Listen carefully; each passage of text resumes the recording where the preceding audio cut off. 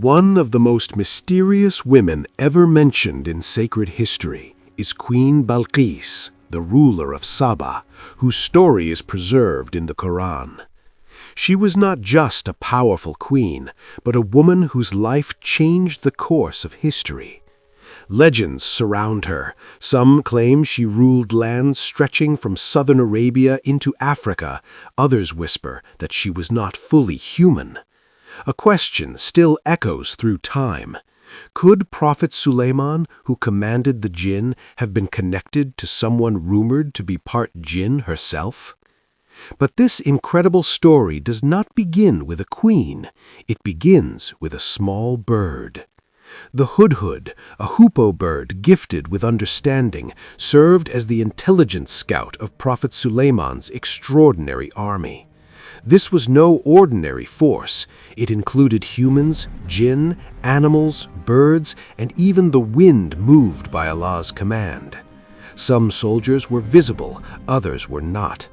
Enemies feared this army because they could never see its full strength. One day, as Prophet Sulaiman prepared to inspect his forces, he noticed something missing. The Hudhud was not present. Concern spread through the ranks. When the Prophet spoke, his voice was calm but firm. The Hudhud would be questioned. Far away, the Hudhud had flown beyond familiar lands until he reached a powerful kingdom. From high above the city of Saba, he observed something disturbing. The people were gathering not to worship Allah, but to bow before the sun. At the center of this ceremony stood Queen Balqis herself, leading her people in devotion to a creation instead of the Creator. The bird understood the seriousness of what he had witnessed. Exhausted but determined, he returned to Prophet Sulaiman and respectfully delivered his report. He spoke of a queen with great wealth, a magnificent throne, and a nation that had been misled by false worship.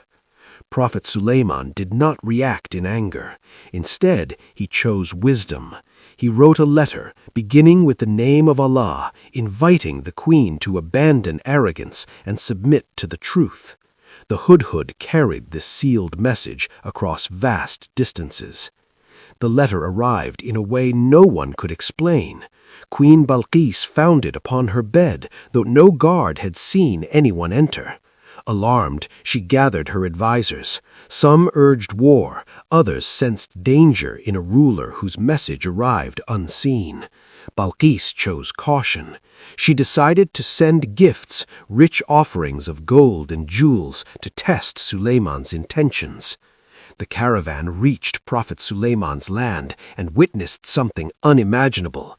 Animals marched in formation, jinn trained openly, weapons moved without human touch.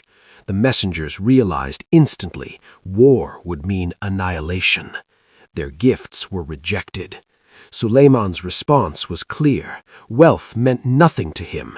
He sought only one thing: submission to Allah. The message returned to Queen Balqis, struck deeply. She understood that her power could not stand against divine authority. Meanwhile, Prophet Sulaiman prepared a lesson, not of force, but of truth.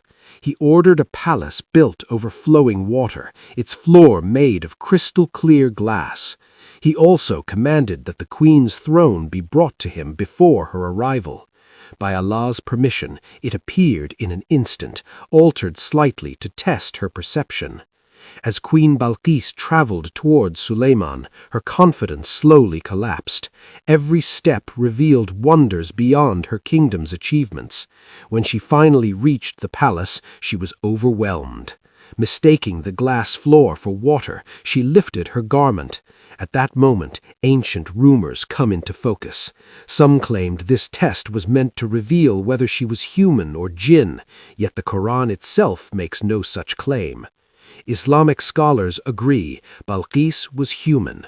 The jinn, known for deception, had spread false rumors out of fear. They worried that if Sulaiman married and had an heir, they would remain enslaved under divine command forever. When Sulaiman saw the queen, his doubts vanished. He asked her about the throne.